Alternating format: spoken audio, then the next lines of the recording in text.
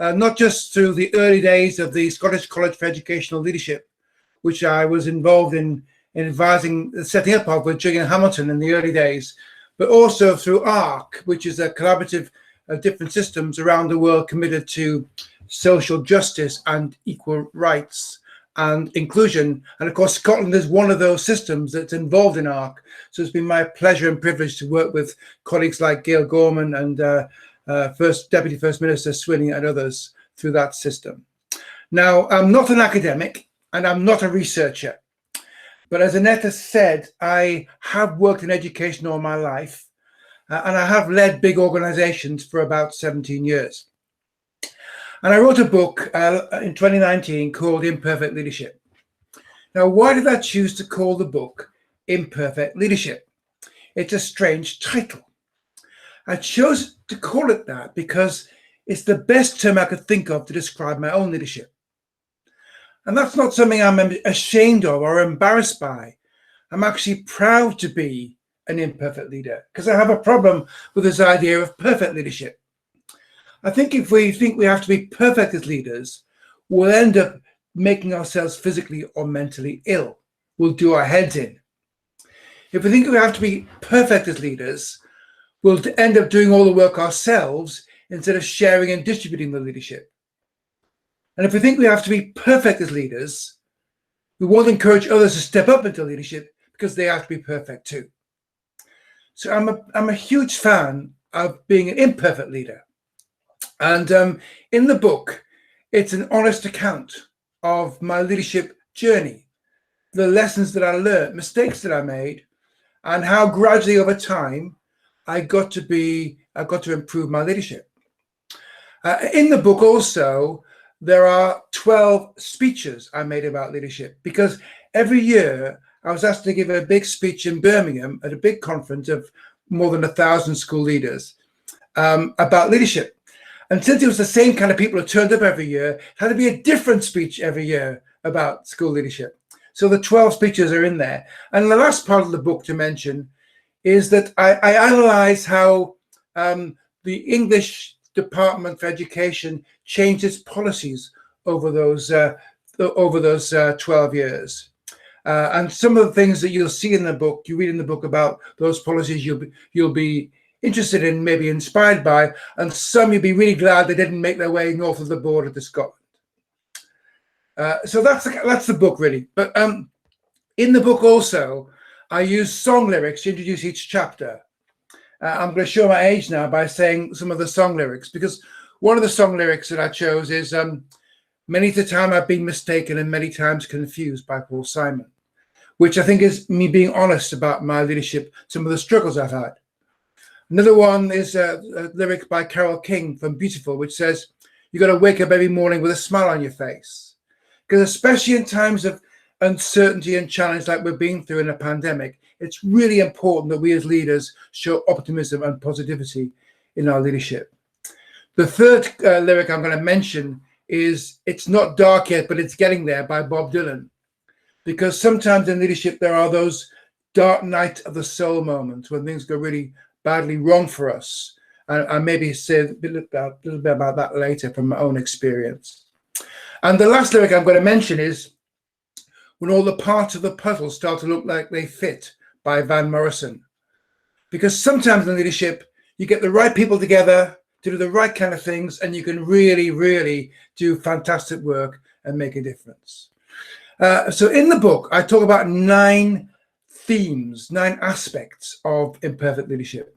So I haven't got this on a slide today, but obviously you can look it up in the book. But these are the 9 aspects. I'm going to go through briefly the first 8 and talk a little bit more about the last one. And then after about 15 minutes, I'll stop and we'll have a discussion for the rest of the session.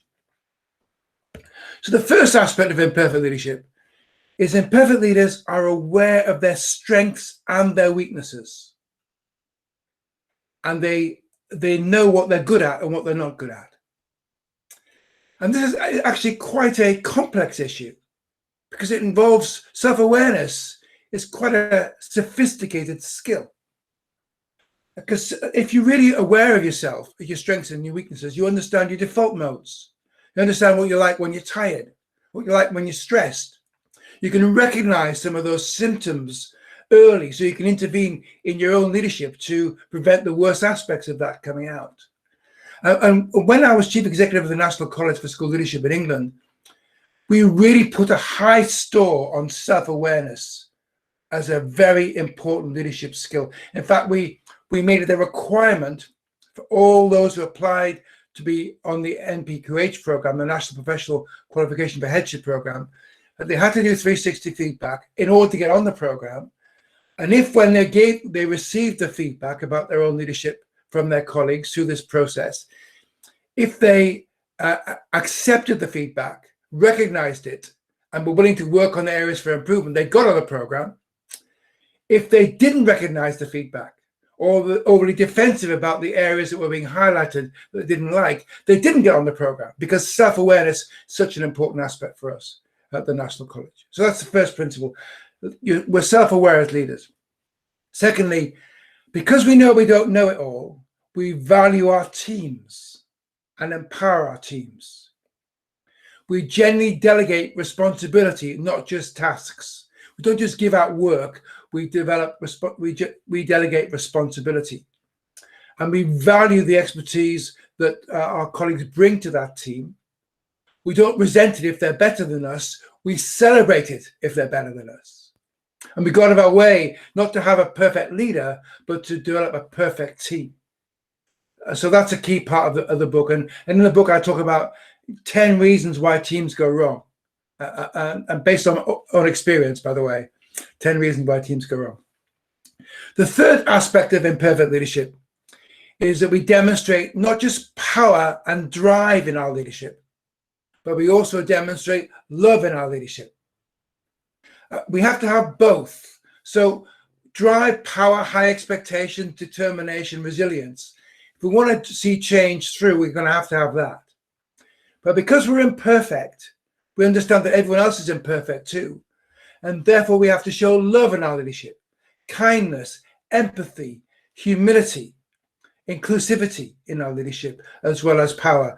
And the balance of power and love in leadership is a really difficult one to get right. It's certainly something I've wrestled with over the years in my own leadership. The fourth one about imperfect leadership is imperfect leaders make public promises on some of the most important things they want to achieve. This sounds a bit strange, but very occasionally in our leadership, there's something that's so important that we feel we must do if we're going to be successful and effective as a leader.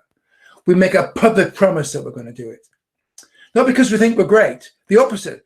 If we don't make the public promise, we mightn't do it. But because we make the promise public, it binds us in to making sure that we do this really important thing. Just to give you one very superficial example, many years ago, I decided to do a half marathon, the Great North Run in Newcastle. And I decided that if I was going to do it, I had to get up at 5:30 in the morning to go training regularly. And since I had a very busy job, that was quite a challenge. So I decided to run an aid of Macmillan Cancer Fund, and that got me my moral purpose. But that still wasn't enough to get me up at 5:30 in the morning. What got me up at 5:30 in the morning to go running and training was I told all my friends and colleagues I was going to do the Great North Run.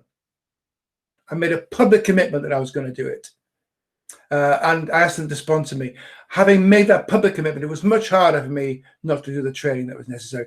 So this is a key part of leadership thing. Sometimes we make a public promise. The next one is that imperfect leaders acknowledge their mistakes and manage their ego. Ego is important in leadership. It's very unlikely we're going to be a good leader without having any ego, because no one wants to be led by a leader who has no confidence. It's important that we have confidence, but we don't want an inflated ego. That's where things can go wrong. We have to hold on to this idea that we do make mistakes and have some fear of failure. Not a quivering wreck of a leader, but some fear of failure. I mean, we acknowledge our mistakes and we manage that. Getting that balance right between humility and confidence is a really hard one to get right in leadership. And certainly it's something I've wrestled with over the years in my own leadership. Sometimes I've found that I'm not clear enough about what to do and I lack confidence. And then I'm not leading my organization well. And other times I've found I've got a bit too confident. Things are going too well. I've got a bit complacent. And I'm at my best when I've got the balance right between humility and confidence. Neither overwhelmed nor overbearing. The next one is imperfect leaders are restless learners. We carry on learning. We're never the finished product. There's always more we can do. We can always improve. And that mentality of being a learner is really, really important in leadership. And then the next characteristic of imperfect leadership is that we encourage others to step up into leadership because we know that we're not the finished product. I worry about these leaders who say, well, so-and-so is not ready for leadership, and so-and-so is not ready for leadership, and so-and-so hasn't done this yet. Nobody is ready for leadership. All of us, when we get into a leadership role, the next leadership role, it's always a shock. It's always a big step up. No one is the finished product. Once we acknowledge that in ourselves, then our job is to give people encouragement to step up, not the opposite. And the next thing to talk about in terms of imperfect leadership, the next principle is imperfect leaders are authentic. They're honest. They're genuine. They're not playing games. They don't hide their mistakes. They're not for themselves. They're genuine and authentic as leaders. Vivienne Robinson, the great writer on school leadership in New Zealand, talks about the importance of virtues, not values. Values are theoretical. They're important, but they're theoretical. Virtues are when we live the values. We model them, we practice them, we're authentic, we're genuine. We don't say one thing and do another. And that's a key part of imperfect leadership.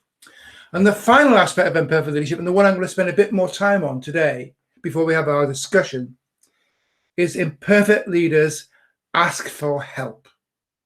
Imperfect leaders are invitational. And this is the one I'm going to spend 10 minutes on, and then we'll have a discussion. Now, there are lots of reasons why leaders feel they shouldn't ask for help. Sometimes it's because they think that might be interpreted as a sign of weakness or incompetence by others. Sometimes they feel that asking for help could harm their credibility as a leader and that they're supposed to know it all. Sometimes as leaders, we might feel that it'd be an imposition to ask for help from others. We don't want to put anyone to any trouble. Now, of course, leaders who always ask for help on every single issue have a problem. Okay, I'm not saying that you should be the kind of leader that on everything you do every day you're asking for help. What I am saying is invitational leadership, asking for help, is a really powerful and effective way of leading. And it is not done enough by leaders, in my view.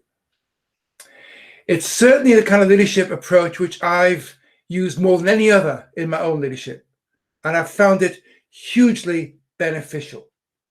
And I want to go through 4 reasons why asking for help is such an important aspect of effective leadership. The first reason is this: you end up making better decisions if you ask for help. And I'm just going to give you an example of this. When I was director of education for a local authority in England called Knowsley, Merseyside. It's a very challenging part of England, and I was there for 5 years. And I had responsibility for 80 schools. It was a very small place, really. But I went straight from that job to being chief executive of the National College for School Leadership in England, which was a huge job.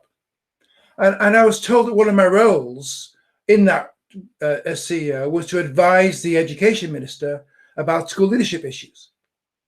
Well, I never even met an education minister, never mind advise them on school leadership issues. I was working at a national level. I'd never worked at a national level before. I was completely out of my depth. Now, when you find yourself out of your depth as a leader, and a lot of us, by the way, have found ourselves out of our depth in the past year as a result of the pandemic. When you find yourself out of your depth and you just know you don't know it all, the best thing to do is ask for help. I got myself 4 mentors. The first mentor I got was a former education minister, Estelle Morris. And she was invaluable to me to help me to understand how ministers operated, how officials ran things, how the machinery of government worked. I couldn't have done the job without her help. The second mentor I got was a guy called Tim Brighouse, who was then the commissioner for London. And Tim was a great strategist. He's able to see the big picture and help me think through an overall strategy for the organization. And also, he's very strong on moral purpose. And I was very clear that I wanted to hold on to my values, and he helped me to do that. So he was invaluable. The third mentor I got was a guy called Tony McKay. And Tony was the best networker that I knew, because I knew if I was going to be successful in this big job, there's a lot of key people I needed to meet. I need to get them on side, supporting us rather than causing us harm. And Tony was my key to meeting all these people and getting them on side. And the fourth mentor I got was a guy called David Albury. And David had been the author of a government report about the National College 6 months earlier. And that report had been quite critical. And I figured if he knew what the problems were in the organization, he could help me to fix them. So those are my four mentors. Now, I could not have done the job without them. Absolutely could not have done the job without them. But these are my conclusions about mentoring, folks. One is, how could any leader think that they could be a leader without mentors? That's my first. I just find it astonishing. People think they can do the job without mentors.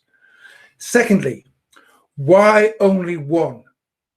I've always had 3 or 4 throughout my time as a leader. You just get more help. You make better decisions. You get more time with them. If you have one mentor, maybe see them 3 times a year, that's 3 meetings. If you have 4, that's 12 meetings. You get more help.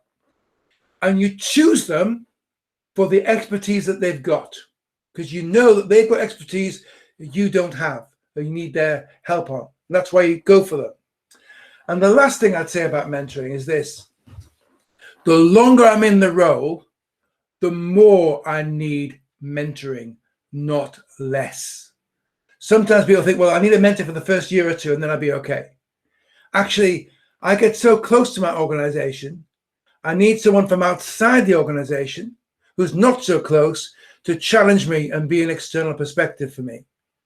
So I think mentoring is really, really important. And if you ask for help from expert mentors, you'll just make better decisions. So that's the first reason. The second reason asking for help is such a good idea is that it develops a sense of collective responsibility.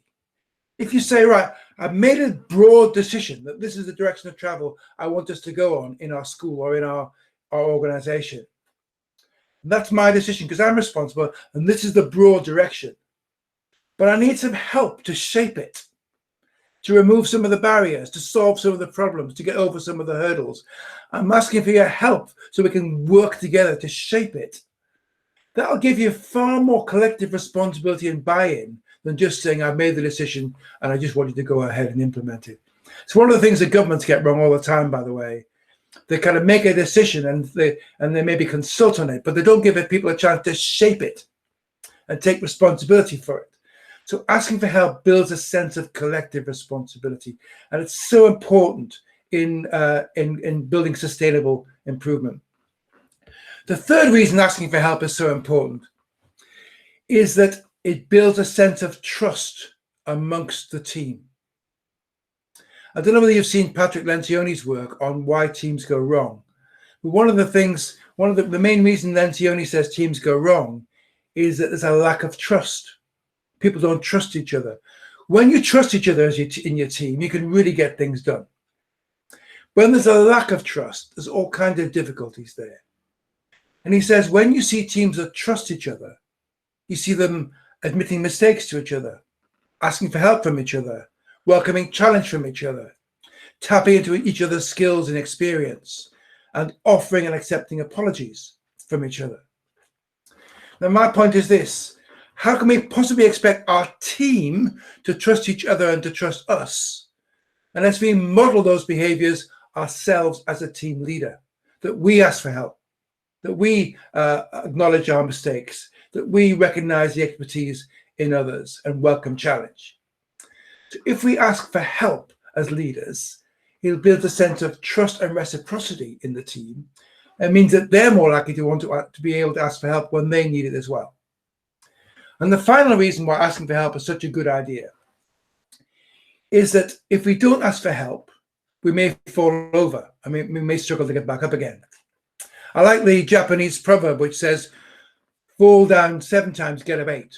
I think that's true for a lot of leadership, that we make mistakes, we struggle, but we get up the next day and we're going.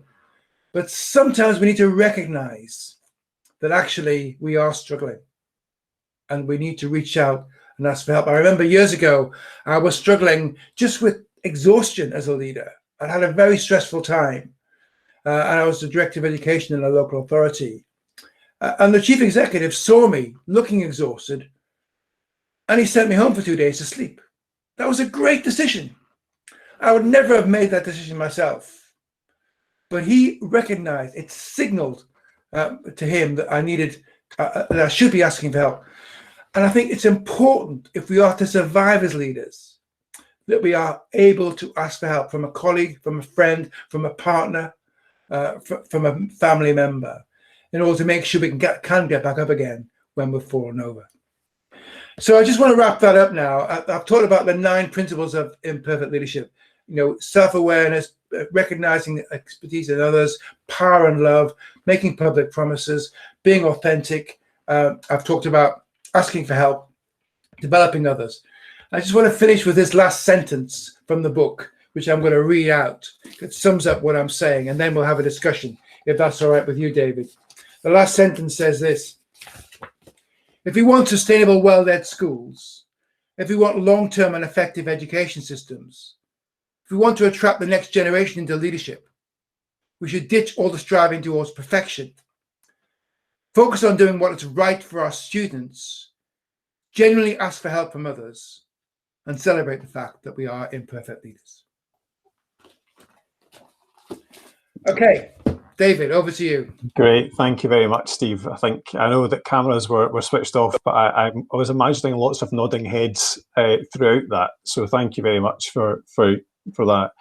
There's a lot in there, and I think it'd be really good to unpick that with colleagues in the call. If you have any comments or questions you want to put in, we did get some questions in advance, but if you've got any questions, please put them in the chat pane. And any comments, we'll bring you in, because it would be good to have that kind of general informal kind of discussion that we're after with this session. So Steve, there's a lot in there, and I suppose all of it kind of comes back to that first one about self-awareness and the importance of that. And I was kind of scribbling some notes as you were talking there as well about the importance of self-awareness, and you talked about recognizing in yourself when triggers of what's happening and interventions. What were some of your kind of strategies or processes if you spotted something? What were the kind of interventions that you found kind of helped you, or did you have people identifying that you could bounce off and reflect on in terms of what you were needing to kind of do next? I suppose I think it'd be quite nice to hear your kind of views on. That's great. Yeah. So I think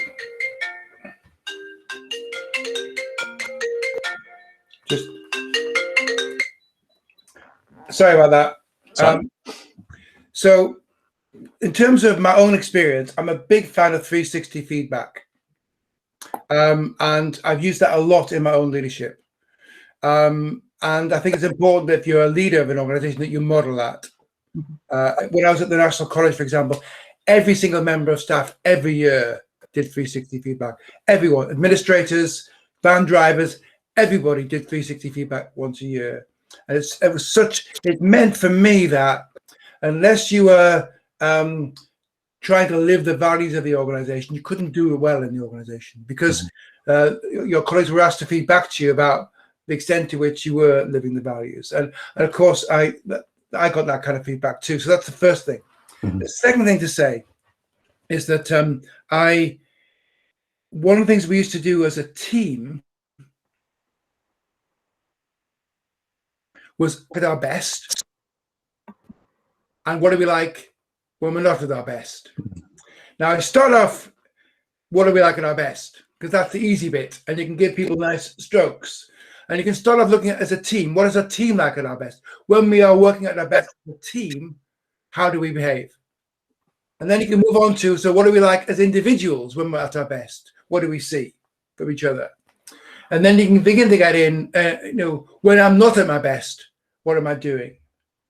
And I think that's really quite interesting. And it's a good friend of mine who's a chief executive of a big national charity in England. Actually, it's called the NSPCC. He's the CEO of the NSPCC, and he did something I think was really great. He decided to do 360 feedback himself, and he identified from that 2 areas for improvement in his leadership based on the 360 feedback from a whole range of people. And every month he asked for feedback from his team about those 2 areas. And after 6 months, he went back to everyone and got feedback about whether he was improving in those 2 areas. He did the same thing again after 11 months. Not only did that improve his own leadership, it also led to great openness and transparency amongst his team too. And the last thing I'd say is when I had the privilege of doing a leadership development program at INSEAD in France in 2008. It was a month-long program for CEOs. It was a great privilege to attend it as a participant. One thing we had to do 360 feedback process from our colleagues and a 360 feedback process from our friends and family, which was really quite an interesting experience, and then put the 2 together. And it threw up quite a lot of issues for me in my own leadership.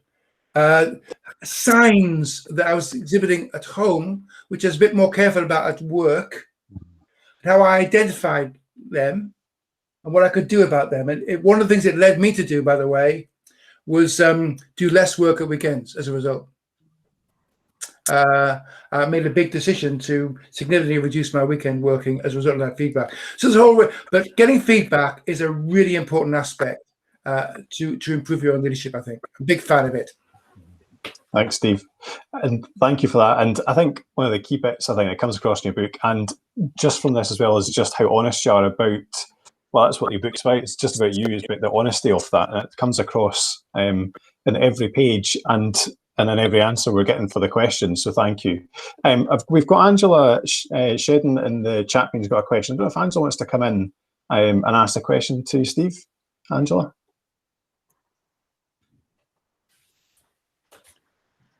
I might have thought twice about putting the question in if I didn't invite you onto camera, David. I was just, what you were saying about having a mentor really struck a chord with me. And as a head teacher, it's something that I've found really quite sadly lacking, and it's something that I've really missed.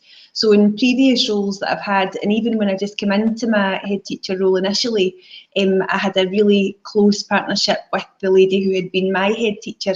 And I would say that in my early years of headship, she continued to be a great mentor for me. She's since retired, and in the years since she's retired, I've really felt that I've been actively seeking that, and I'm really struggling to find it, and I really feel the lack of it.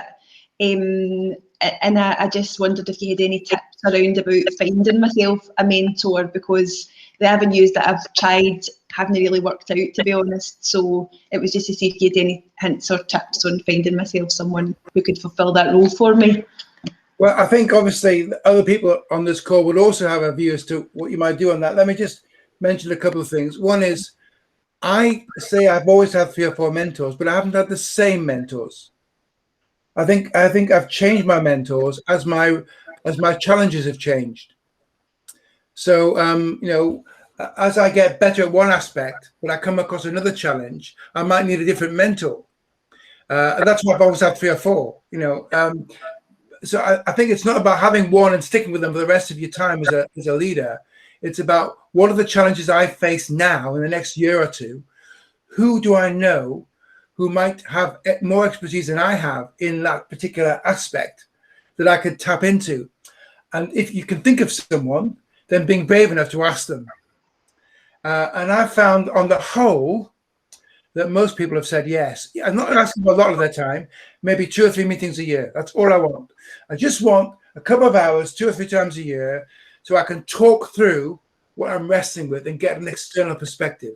Now, most people would say yes to that, especially if you've singled them out and said why you really rate them and why you definitely want them to be a mentor. By the way, when I say this, I normally get 3 or 4 people afterwards saying, will I be their mentor? But I just think think about the challenges. Think about the expertise you think that you need the most to meet those challenges, and try and identify people you've come across or you know about who would have that particular expertise. And don't ask too much from them. Don't say you want to meet them every week. Just ask for some of their time to access that expertise. And other people may have other views as how to do that and know the circle in which you might operate, and I don't, but that's my best advice. Great, thank you. Thank you. And there's a question in the chat pane from Stephanie Peat, one of my colleagues, who I think we'll just ask on her behalf. She was asking about whether you have a separate coach or mentor. Do you combine the two? What is your kind of thoughts around that? Because we're doing a lot of work around coaching in Scotland. We're looking to move that forward and take that forward nationally. It's been part of a package of support for practitioners and staff during this pandemic. What are your thoughts about that question, Steve, about having a separate coach or mentor or a combination of the two? Okay, I'm a big fan of coaching. My wife's an executive coach, and I'm a big fan of coaching. And I think as leaders, coaching is really, really important, but I think it's different from mentoring, okay? There's an overlap because both mentors and coaches will both ask questions a lot and seek to understand the context a lot. But for me, coaching, I'm a big fan of coaching in schools, not just for teachers, but for leaders as well. I think coaching is better if you see someone regularly. If you see someone, you can agree something they're going to work on and report back, regularly on that. That's the kind of process, especially if you're working with them. That's even better, and it works for teachers and works for leaders. But mentoring is different from that, from my view. If I want to improve a skill, I have a coach. If I want to talk through an issue that I don't have enough expertise on, I have a mentor. And they're both important. And so I would say it's great that Scotland is focusing on coaching. I'm a big fan of it. A lot of what my work is about encouraging people to have coaches, teachers having coaches, leaders having coaches, regularly revisiting, trying something out, getting feedback, That's a great way of learning and improving. And if we're not careful, if we don't have that, we just get stuck in our habits. We don't change our habits. A coach can help us to get out of those habits. So yeah, big fan, great that you're doing it. But for mentoring, it's about tapping into particular expertise who can help you think through a solution to understand the issue better and to decide what might be the most appropriate action. And that's the difference for me. Yeah. Thanks, Steve. There's a question in from, I think it's Rona. Rona, would you like to come in? You were kind of putting in a bit of a comment about the importance of being a bit braver. Would you, if you're happy to come in? Yeah, I was just wondering. I think it was very honest. I'm really interested in what you've been saying, and I think that I wondered whether you thought bravery or courage was part of leadership as well, because I don't know, it's something that I think I'm learning, the courage to ask questions in meetings. When you're in these meetings and you think, what's that all about? But you can't quite say, what's that all about when you're in a meeting? It's a bit too basic. I just wondered if you thought that was part of having the courage to ask the questions that other people perhaps don't ask when they're in these big meetings. Okay, I think fundamentally you're right. I absolutely agree with that, Rhian. I think imperfect leaders know they don't know it all.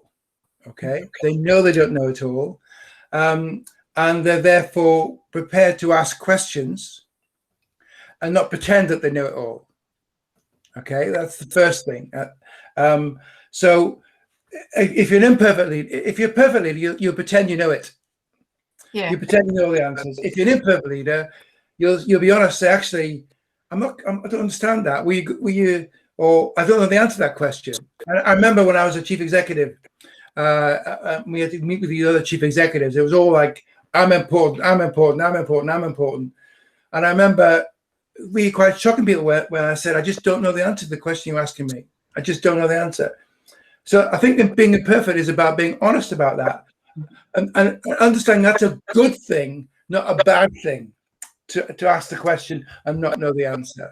And I think it's actually the strong leaders who acknowledge that they don't know the answer, and the weak leaders who are too frightened to admit that they don't know the answer. So actually, it is a sign of courage. It's also a sign of honesty, and that's why I think all the time about the importance of imperfect leadership, because it's about being authentic and honest and being true to yourself, and that involves a lot of courage at sometimes, especially when you're working with people who think that they are perfect and they do know it all. Thank you. Thank you. Thanks, Stephen. We had a session with Jenny Donoghue and Stephen Katz, and Stephen Katz had talked about imposter syndrome and about permission to not know is permission to learn, and about the importance of leaning into that kind of vulnerability as well, and be, as you're saying, that kind of honesty of you don't need to know the answer to everything. You know, there are times when you will not know the answer. Can I just say, I think it's really important, if I could just dwell on it a bit longer. Mm-hmm. It's important that we do have some confidence, mm-hmm. and we don't feel that we're just going to hide away. It's no place for a leader to do that. And if we're struggling with imposter syndrome, we should have a good, we should talk to ourselves about that and give ourselves more confidence and courage to step up, because actually everyone's imperfect, mm-hmm. as well as the opposite. If we get some success, we get overconfident. These are the people who talk a lot at meetings. They start to drink their own bathwater. These kind of people. Mm-hmm. That's a very bad place to be. And we have quite a few of those in England. I'm sure you've got some of those in Scotland too. So it's getting the balance right between confidence and humility.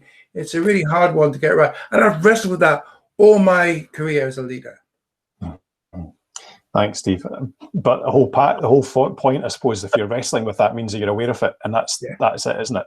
So that's self-awareness. Yeah. There's a question in from Lucy. I don't know if Lucy would like to come in and ask her question. It's about kind of young leaders. Lucy. Hi. Can you hear me? Is that fine? Yeah. Yeah, I can. Yes. Yeah. So I'm obviously quite new to leadership and things, and I was just wondering whether you had any advice on how young leaders, obviously those people that have kind of had accelerated careers and gone through the ranks quite quickly, obviously having a coach and mentor is amazing. Have you got anything else for kind of the general day-to-day running of how to help a little bit? Okay. It's great to hear you engaged. It's great to see you're a young leader and you're developing your leadership skills. I think it's very, very important. So when I was at the National College for School Leadership, we had 5 things that leaders needed to do to develop themselves as leaders, and they're pretty obvious. So but these are there. First of all, lead. If you want to develop leaders, give them a chance to lead. And clearly, Lucy, you have had it. You've got a chance to lead. So, but keep asking. If you've been in the role for a while, keep asking for opportunities to try things out. So having a chance to lead is really important. And actually, I find that sometimes schools are an organization that are overprotective sometimes of their younger leaders. They don't give them the really tough things to do. They give them a lot of work to do, loads of tasks to do, but they don't necessarily give them the high profile thing to do, or the challenging conversation to have, the issue to deal with an angry parent. Sometimes head teachers think that they should do all those kind of things. The big parents' evening event, or the public event, or the governing body event, or the difficult parent, or the challenging conversation. Actually, leaders will only learn to do those kind of things if they get a chance to do them with help. So if the things like that you haven't had a chance to do, ask for a chance to do it. So that's the first thing. Secondly, get feedback. We talked about the importance of coaching earlier, and you've got a coach, but single out 1 or 2 things you want to improve on and get feedback on a regular basis on that to see if you are improving. That's a great way to learn.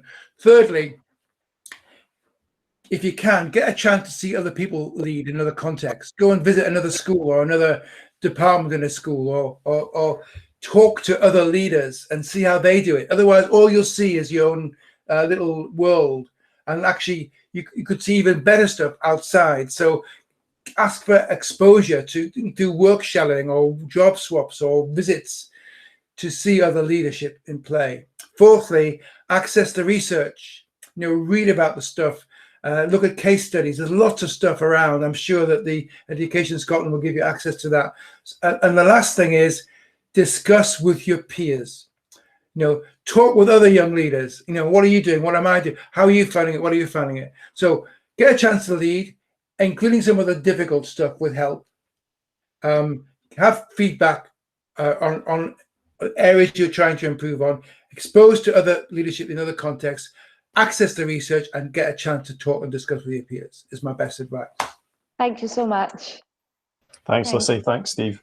And just on that, one of the points you made there was about challenging conversations. It was difficult conversations. And in your book, you talked about probably one of the most difficult situations is challenging conversations with senior leaders or senior members of your team. And and there was a reference to a special advisor who will remain nameless about kind of behaviours, and that kind of sparked that bit of the chapter. Have you got any advice, or in terms of your own experience in those challenging conversations, difficult conversations that have to happen, that leaders have to have? What advice, what strategies helped you? What advice would you give others around that? Right, I'm sure all of you have had this, your own experience of this, and I'm no more knowledgeable than you will be about this, but this is the way I look at it. First of all, prepare thoroughly. I always, when I had a very difficult conversation to have, including with Dominic Cummings, who was the special advisor to Michael Gove at the time, I always prepared thoroughly. Really thought very carefully about what I was going to say, the key points, what would happen, hypotheticals, did all that, first thing. Secondly, empathy. How will that person be thinking? What will they be feeling?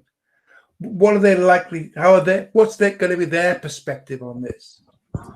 And there are kind of two types of difficult conversation to have, aren't there? The one is where they've done something completely in the wrong and you're completely in the right. But actually, there's a lot of conversations where it's not as clear cut as that.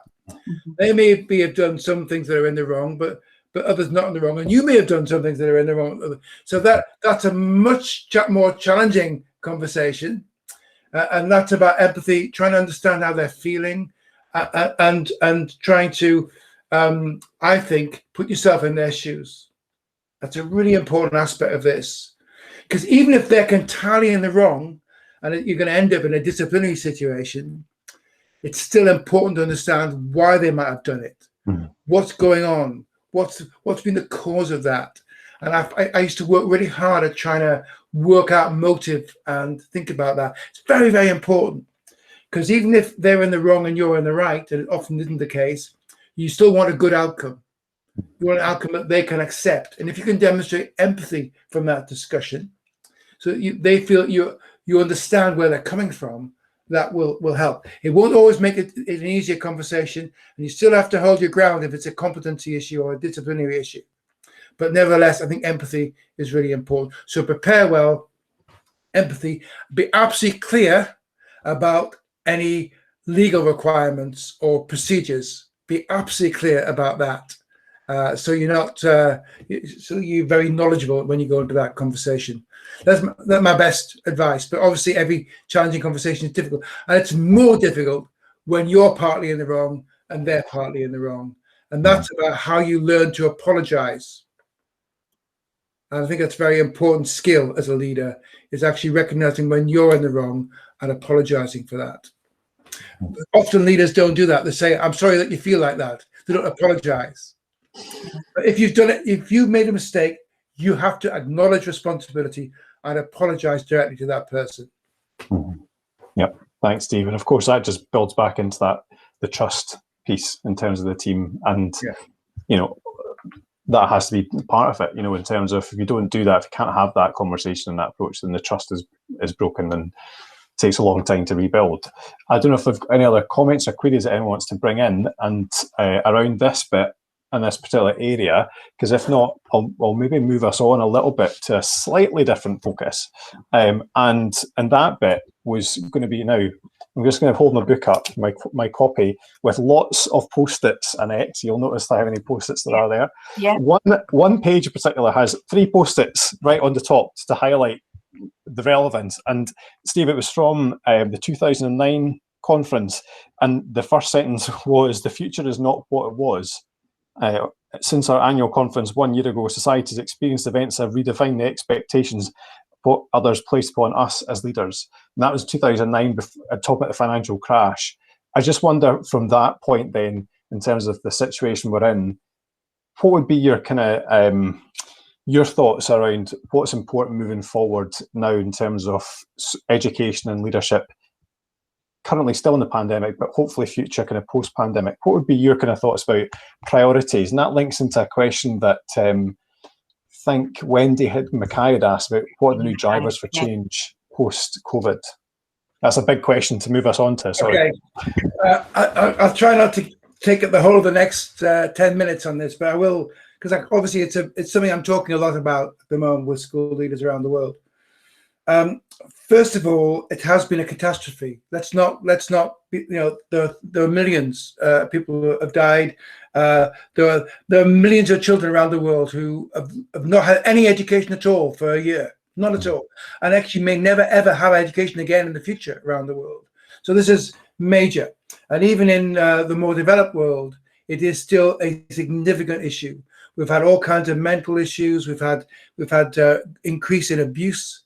We've had gaps in knowledge. So these are whole, and people have lost loved ones. So it's been a horrible time, and the hardest thing for leaders in all that has been the lack of control they've had. They've had to manage things that are outside their control, and that's what creates the stress. You're okay if you know what the boundaries in which you can operate, but when the rules keep changing all the time, and you never know where the finish line is going to be, that makes it very stressful. So it's been an extraordinarily stressful time for school leaders, especially for school leaders, I think, who've borne the brunt of this, I think, in terms of education. So that's the first point. But secondly, I think there have been some positives as well. And I will mention a few positives. I think an improved valuing of the role of schools and the importance of teachers. I think that's come through. I'm the chair of the Teaching Awards Trust, and we operate UK-wide, Scotland, Wales, Northern Ireland, and England. And the amount of support for teachers and the amount of nominations for awards has been amazing. I mean, the One Show is now doing a whole week of stuff on this with us now, and we've got the generation of support amongst the public for who they've really understood why schools are so important, not just for the academic bit, that's important, but also for the whole range of things that schools bring, the extracurricular stuff, the sense of belonging, the socialization, the understanding of yourself and this understanding of diversity, the whole relationships bit, the valuing of schools, I think, is very important. I think we can build on that for the future. Secondly, I think technology. We become more confident using technology. Look at this, for example. And I think we won't lose that. We'll build on it. So we'll see more blended learning going on. Not still with the teacher in the classroom as the main focus, but we'll be able to augment that with more other kinds of learning in a way we wouldn't a year ago. I think that's a positive. The third thing I think is, along with it, technology, is things like online parent meetings being hugely successful.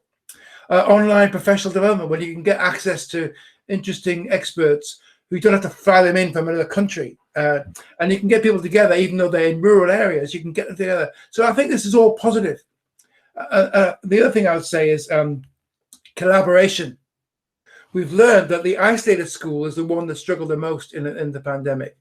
And the way to be more resilient as a school is to be collaborative with other agencies, with other schools. I think we can build on that too, a sense of being part of something bigger. All of those things are, I think, positive. Now, one of the things that is the biggest issue, of course, is the catch-up issue. To what extent are we going to have a catch-up curriculum? To what extent are we going to have we got this big issue? Now, I do think that we have to address this, but I think that's down to schools and school leaders to make that decision, and teachers, not a whole kind of national assumption that every child's the same and they're all going to have this gap or this gap or that gap. I think it's really down to our teachers and schools to their own diagnostics. Some of this will be emotional, some of it will be academic. And I tell you what, just to give you one analogy and then I'll shut up. I tried this year during the pandemic to grow some herbs from seeds for the first time. Disaster. I didn't water them properly, didn't put them in the right where the sun got to them. Complete failure. I was going to give up and put them all in the bin, and then two of them started to burst through, and those herbs now are doing really, really well. And I was a complete failure as a grower of herbs. And I think, if we write off young people that they've had a bad time, that they're the kind of the lost generation, I think that's a real bad thing to do, because I'm pretty convinced of this, that schools are much better at nourishing young people than I am at growing herbs. Okay, and I think we should believe in our young people, not treat them as victims, and make the right choices for them in their context and that child, rather than having sort of catch-all solutions. That's my overall response. Thank you, Steve. I don't know if there's any comments on Steve's input there around post-COVID. If others have similar views, different views, please put them in the chat pane, come in, share your thoughts. But it's how we move forward. But again, what you're saying is that it's not one size fits all, and we need to take into account and listen to the young people. We need to involve young people in the conversations. So call it. So Steph's put in about the catch-up narrative. Doesn't give young people enough credit. Yeah, absolutely. Don't treat them as victims. Listen to their voice. One of the things that I'm pushing at the moment is the idea of contribution, not just receiving. How do we help our children and our young people in our schools to contribute to the life of the school, rather than just be on the receiving end of what happens in school? I talked earlier about how if you ask for help as a leader, it builds a sense of collective responsibility amongst your team at school. Same works for children. If they feel that they're actually giving something, if they're helping on something, it gives them a sense of self-worth, but also builds a sense of it's our school. So I'd be looking at a whole range of ways. Every young person in the school can be contributing, using a whole range of ways that might happen. It could be being a monitor. It could be to do with sport. It could be to do with drama. It could be to do with just tap into something where they can actively contribute. I think it makes a big difference. Thanks, Steve. Yep, absolutely. Co-constructors of education rather than passive consumers. Yeah. Absolutely. And I suppose, and I'm just waiting. So Ian McDermott's put in a comment as well. Brave leadership contextualised, and actually leads on to maybe another point about a question that's been sent in previously, and I suppose it relates to that in terms of when you have your own personal views and values,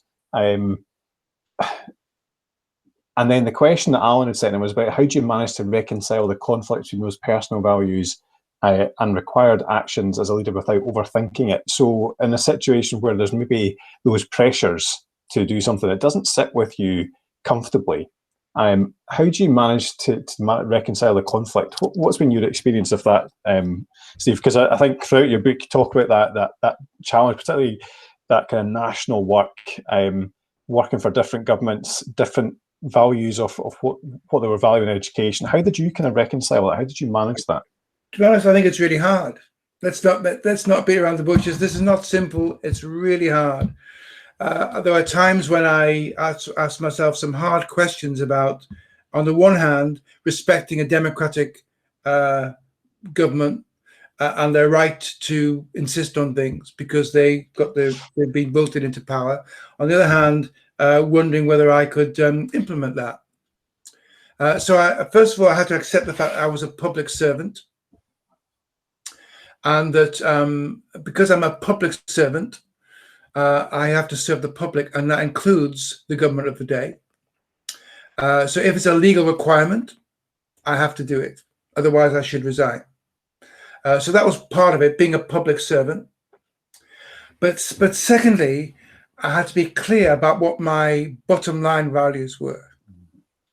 And if I was going to go against that, I had to resign.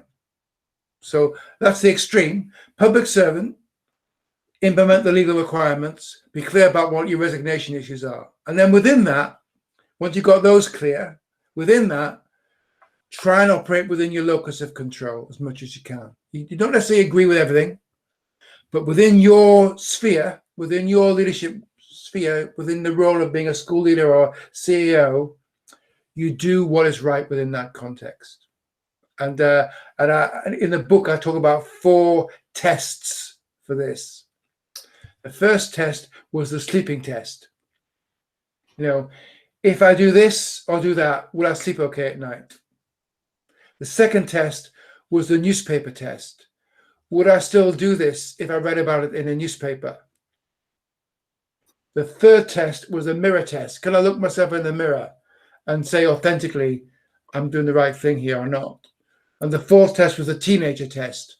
Would I like my own children to know that I was doing this? And if you can ask those 4 tests and come out positively, that's a good sign. Thanks, Steve. Yeah, and thanks. we've got one from Miriam. Yep. Miriam, would you like to come in?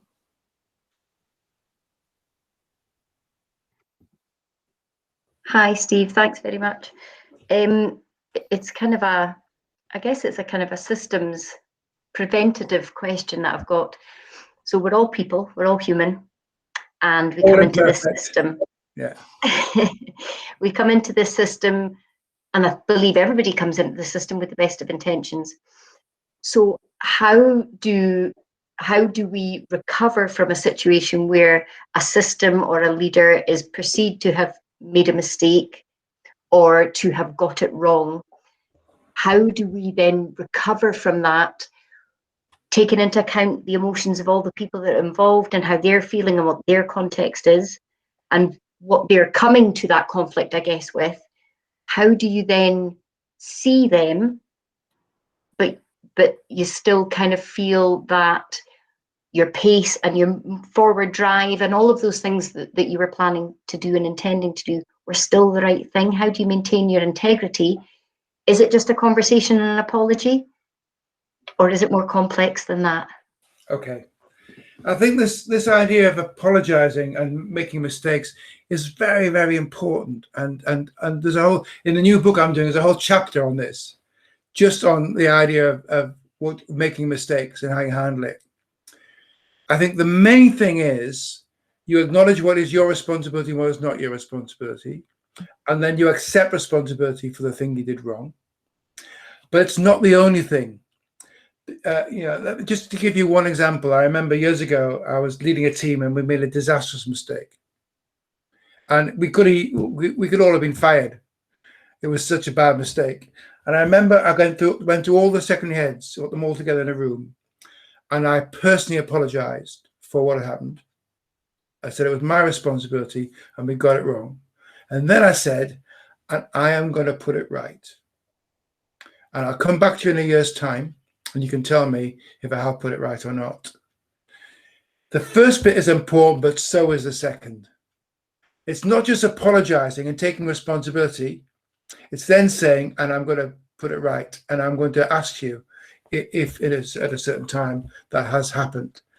Now, so if the system leader who's made the mistake is prepared to accept responsibility and then put it right, I think we're fine. I think people will respect them even more. If they won't accept responsibility or won't put it right, I think we've got a big problem. And if that's the problem, then we just try to operate within our sphere of influence to do what's right within our particular context and hold on to our moral purpose. But those are the 2 things I think are crucial for making mistakes. Thank you so much. Thank you, Miriam. There's a question in from Donna about closing the attainment gap. I don't know if Donna, would you like to come in and ask a question?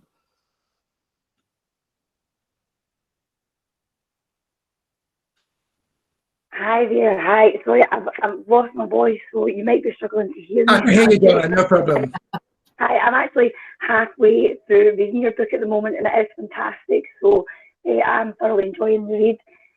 The question that I want to ask you is, so I was acting deputy in charge of PEF, and that role has to come to a natural end, and hopefully with the increased funding, then maybe that chance, that opportunity again. Now, we've made headway in closing the attainment gap, But my worry is now, with everything that's happened, the starting point is where is it? What was the first thing that you would think of as your starting point of where do we start from now with a gap that we were starting to close that possibly has increased even further? Okay, all right. It's a hard question to answer. I know there's just been a very recent study in England which says that the mathematic gap is increased, especially amongst disadvantaged, but the reading gap hasn't not a big reading gap, but much bigger mathematic gap than there's a reading gap, which is I think is encouraging actually.